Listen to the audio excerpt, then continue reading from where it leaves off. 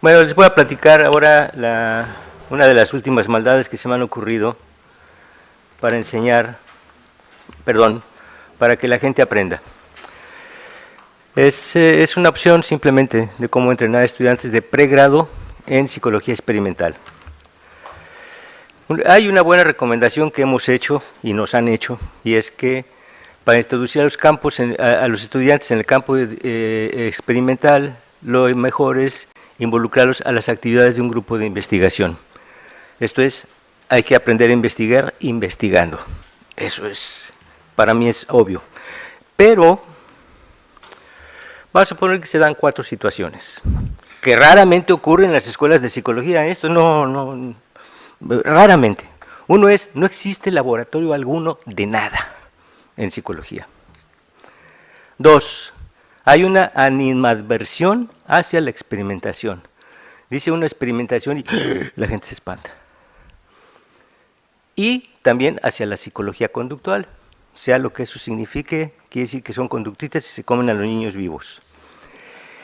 Y por si acabara de fastidiar las cosas, hay un solo conductista en la escuela, Semoa.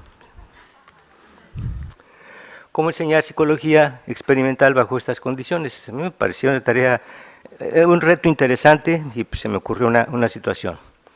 Pues impartir un curso de psicología experimental, pero bajo un modelo específico, que es el EGRUL. Primero va el ejemplo y luego la regla, no como el sistema tradicional, que es RULEG. Primero va la regla y luego el ejemplo.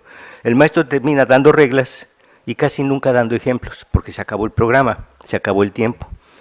Y utilizar la clasificación de Campbell-Stanley, que es las formas de hacer experimentación. Obviamente es experimentación con grupos, es la experimentación tradicional, no la de N1, N igual a 1.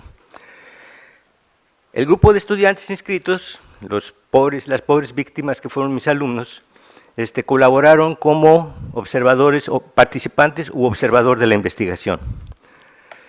Y el procedimiento general incluyó 4 aspectos. 1, yo seleccionaba a las personas, a los alumnos, por conveniencia o de manera aleatoria, dependiendo del tipo de diseño que se iba a tratar en esa clase.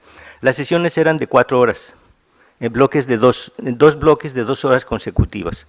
Daba tiempo y muy bien, lo pasábamos, bueno, yo la pasaba bien, ellos más o menos. El segundo aspecto es que se formaron tantos grupos como requería el experimento mismo, ¿sí? En caso necesario, en caso de que hubiera observadores, se daba una instrucción muy breve a los investigadores, a los observadores, de qué es lo que iban a hacer, qué es lo que iba a ocurrir y qué iban a hacer. Pero, condición, deben estar calladitos, como muebles. Los experimentos se hacían en el salón de clase donde se supuestamente debería de dar clase y no de hacer experimentos con las personas. Y la otra, obviamente, pues era la realización del experimento. Ese fue el procedimiento general. Después de esto yo le preguntaba a los alumnos, bueno, ya hicimos el experimento, y les decía, ya se acabó el experimento, ahora vamos a ver, dígame, ¿qué fue lo que hicieron? Y entonces las personas empezaban a hablar, bueno, pues pasó esto y esto y esto y esto. Y aquí la idea es que gradualmente ellos iban diciendo cosas y yo iba retroalimentando y corrigiendo lo que decían las personas. Al principio los alumnos decían, bueno, el profe le dijo a unos que se salieran del salón, a otros que se quedaran y les dio unos papelitos, ¿sí?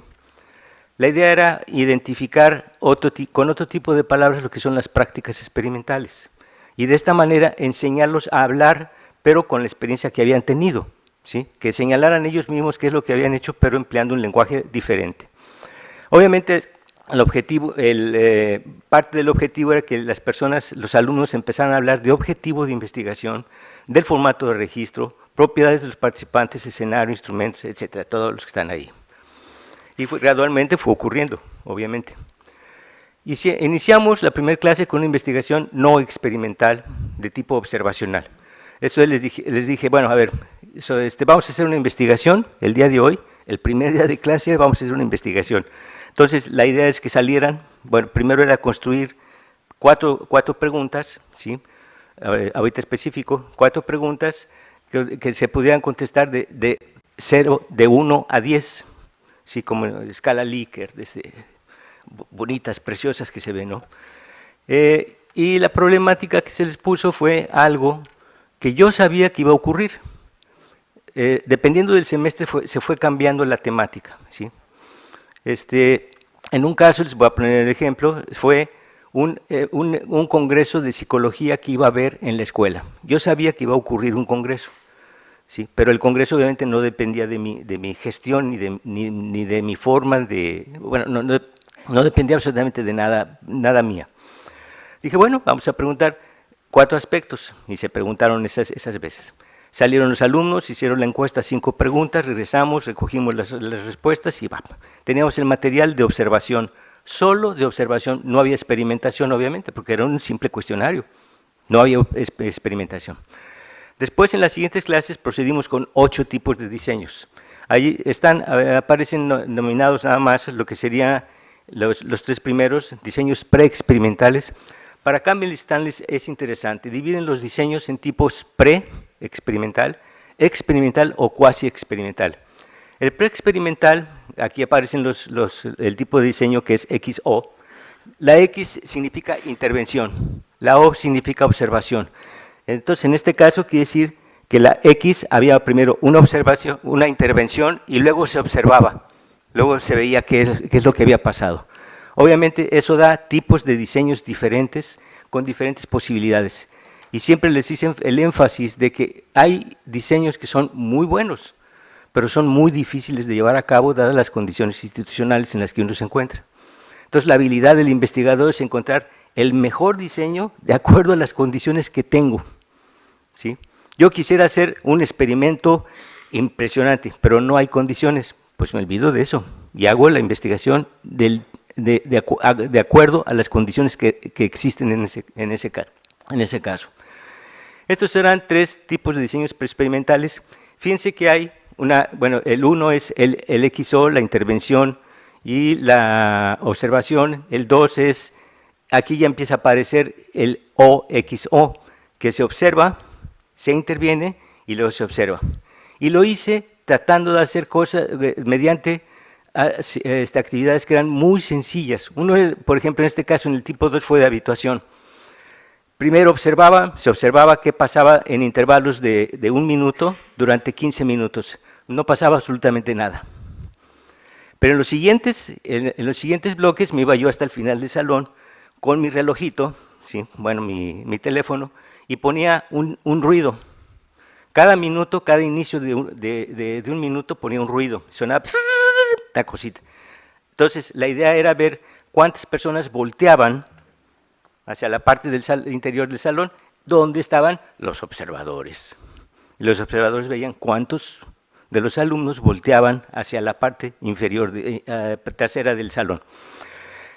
Y luego hubo otra parte donde se volvió a observar lo mismo, pero donde ya no había ruido, que es la siguiente O, la observación 2. Tenía yo la observación, la intervención, que era un aparatito que sonaba cada minuto, y luego la habituación. Y luego la observación. Lo que se pretendía ver era el efecto de habituación ante el sonido que sonaba cada minuto, ¿sí? En los primeros minutos, una buena cantidad de alumnos, bueno, más o menos buena cantidad porque eran poquitos, pero una buena cantidad de alumnos se volteaba a ver qué había pasado, quién era, o qué. Sabían que yo estaba ahí, pues era el mañoso de la clase. Pero conforme fue sonando cada minuto, durante 10 minutos seguidos, empezó a reducirse la cantidad de personas que volteaban. Es un claro efecto de habituación.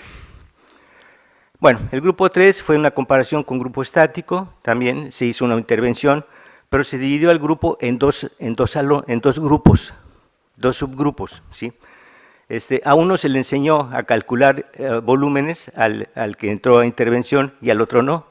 Y a los 2 grupos se les puso una tarea al final, la O1 y la O2, que es dime cuánto es el volumen de, y venían 5 ejemplos de objetos, de los objetos más inimaginarios. Por ejemplo, el boli con el que estás escribiendo, por ejemplo, el tamaño, tu dedo índice, qué volumen tiene un avión, el fuselaje de un avión, qué volumen tiene un camión en el que tú te vas a casa todos los días, etcétera.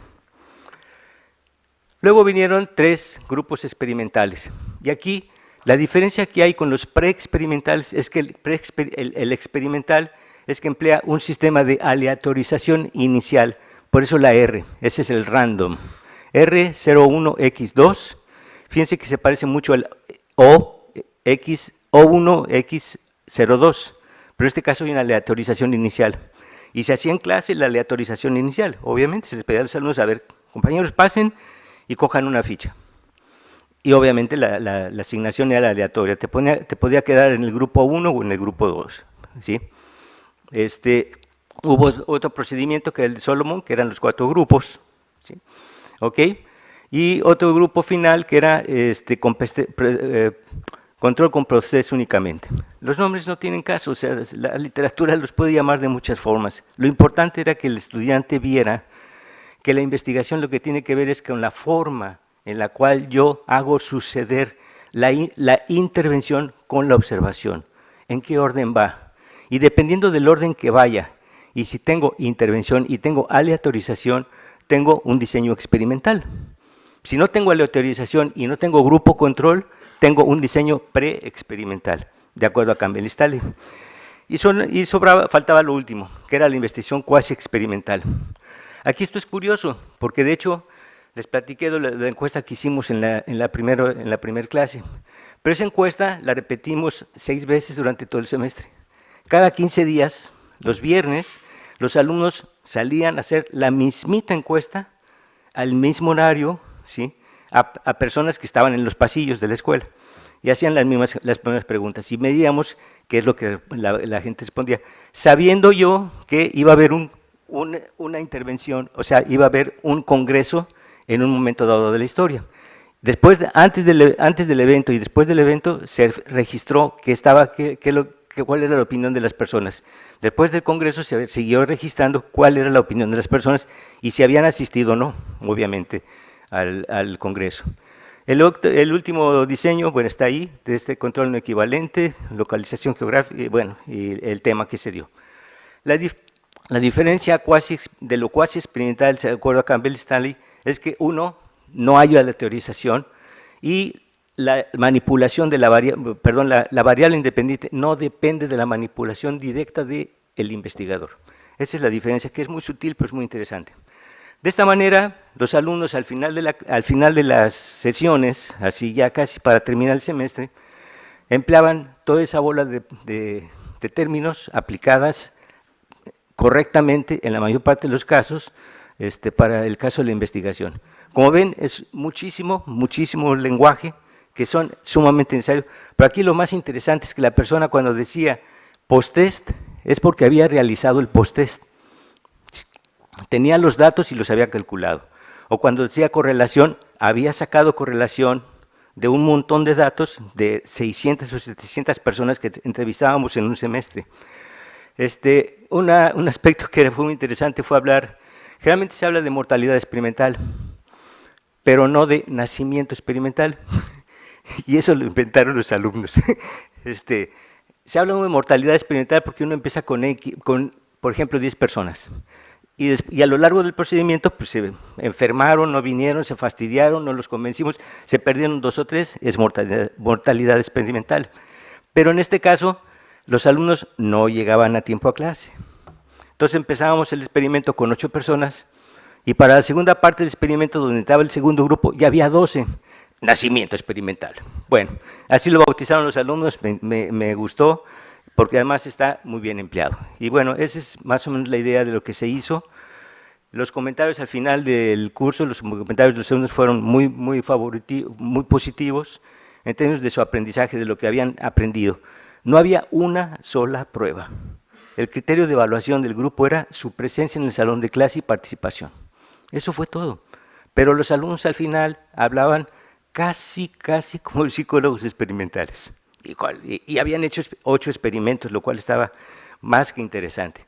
Termino con un amable comentario. Ni modo. Gracias.